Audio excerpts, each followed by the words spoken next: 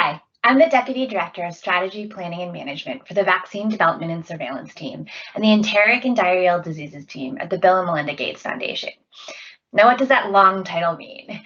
Essentially, I lead the business management and strategy functions covering two programmatic areas. For both the teams that I lead, the vast majority of the portfolio focuses on mainly upstream research and development.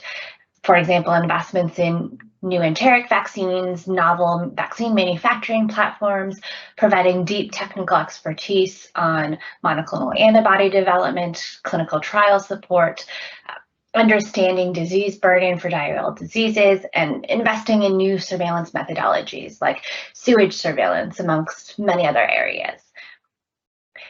There's been a global dialogue for years on the role of funders in ensuring gender equity and inclusion in global health and development. Within the Gates Foundation, this has been no different, ranging from questions on what we fund, who's at the decision-making table, and how we do the funding. Large foundation-wide efforts on gender integration and diversity, equity, inclusion have been launched and are in the process of identifying and evaluating macro-level changes. However, given the energy around this topic and recent events, I wanted to focus on better understanding what changes could be made at a micro level under my own sphere of influence. Given the nature of our portfolios, a key question is often how we enable greater female leadership in R&D as funders of the landscape. So that's where I decided to focus my project. Studies across disciplines and countries show that male researchers receive more funding than female researchers, which has implications for greater recognition, promotion, career advancement. Therefore, I wanted to look at ways in which our teams could change the way we operate or change how we fund in order to address this inequity. One reason for tackling this project while on this journey was the recognition that I had access to this amazing group of women, many of whom had historically been, currently are, or could be grantees of the foundation or other similar funding institutions, and from whom I could learn a ton on their own personal experiences. I surveyed and interviewed cohort members, as well as some other external stakeholders, on what they perceived as key barriers and enablers in their own careers. Taking that feedback, brainstorm tactical actions that could be implemented in the short term.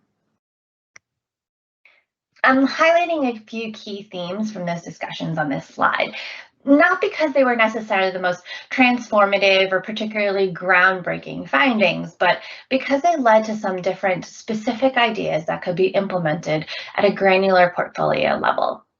For example, the first one on transparency. It's often a theme that comes up in discussions on how funders come to decisions around grant-making strategy. And it's a real question and an important critical idea where in conversations around accountability. However, another angle on transparency that was raised was transparency around program strategies themselves. Not just at the 30,000-foot reducing the level of diarrheal disease burden in children under 5, but at the more targeted, here's what we're trying to do with rotavirus vaccines. This has implications on multiple fronts. First, for the PIs, often male, who are aware of the strategies, they're able to communicate their work within the framework that aligns with how the team is thinking about strategy. They're able to tell their story differently or adjust their work in such a way that lends their talent or the activities they want to execute in a way that is synergistic. While others who don't have the relationship are unable to do so, creating this reinforcing cycle of a small network. Second, it limits the abilities of partners to bring new ideas, contribute, and challenge to the thinking because there is an understanding of the rationale behind it.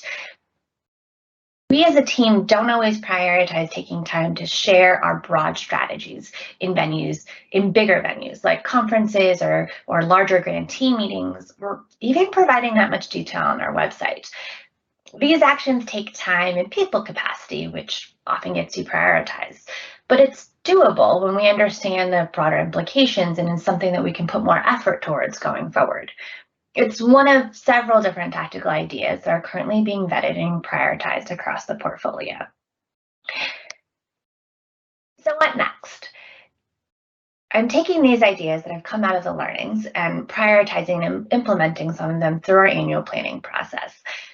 Second, we'll be looking to share some of these learnings with the broader foundation teams, like the DEI Center of Excellence and our gender integration team that I mentioned earlier. Finally, I consider myself a lifelong member of this cohort and therefore feel like there's a continued opportunity to gather feedback from the folks around me. I want to acknowledge that these are small steps, a drop in the bucket in the conversation around enabling female leadership as funders, but it's a way for my team to build momentum.